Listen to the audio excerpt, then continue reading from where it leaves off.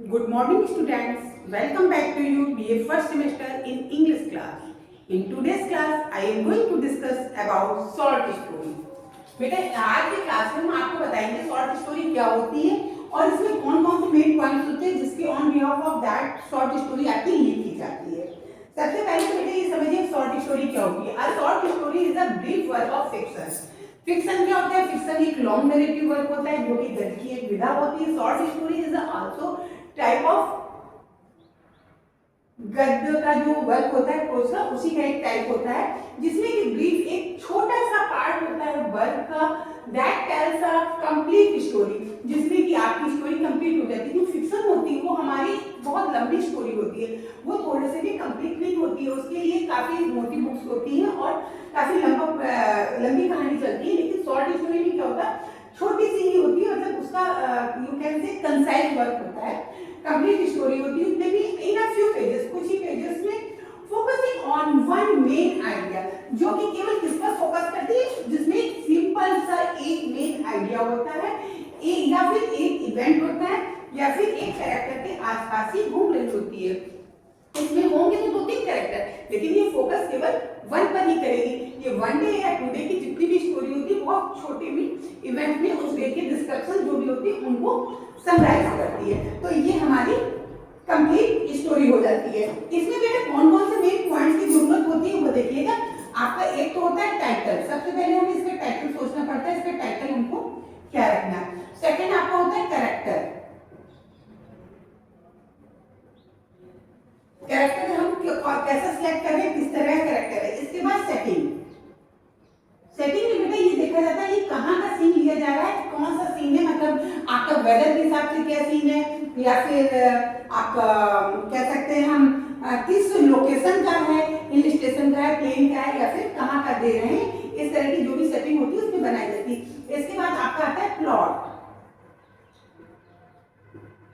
Plot क्या होता है?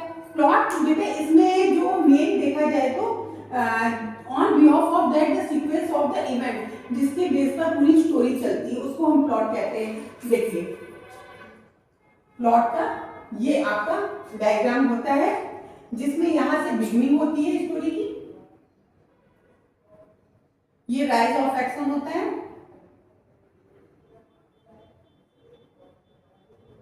यहां पर क्लाइमैक्स में पहुंचते हैं, यहां पर फॉल ऑफ द एक्शन हो जाता है,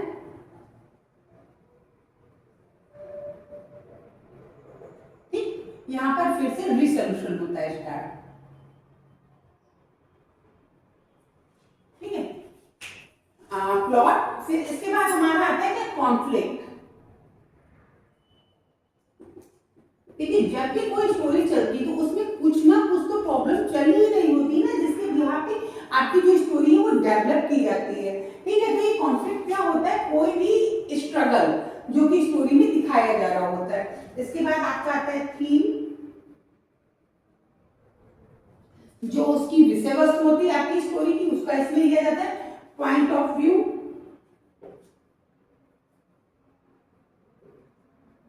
इसमें पॉइंट ऑफ व्यू क्या रखा गया, मतलब जो भी किस मेन उस पर ये डिस्कस की जा रही है स्टोरी, इसका पॉइंट ऑफ व्यू कैसा है। इसके बाद आपका आता है tone and mood.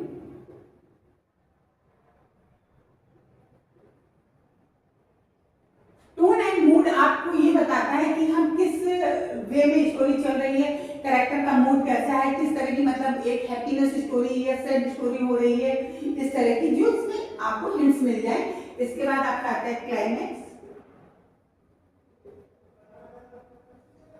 Then resolution.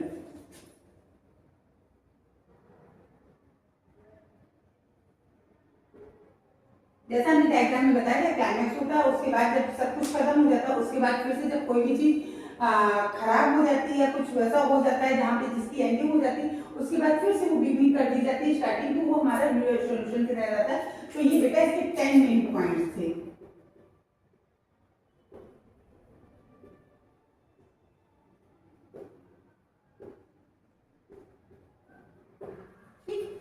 तो बेटा आज की क्लास में हमने आपको बताया शॉर्ट स्टोरी क्या होती है, शॉर्ट स्टोरी में मेन कौन से पॉइंट लिए जाते हैं, कौन कौन से एलिमेंट है जिनके थ्रू ये स्टोरी डेवलप की जाती है।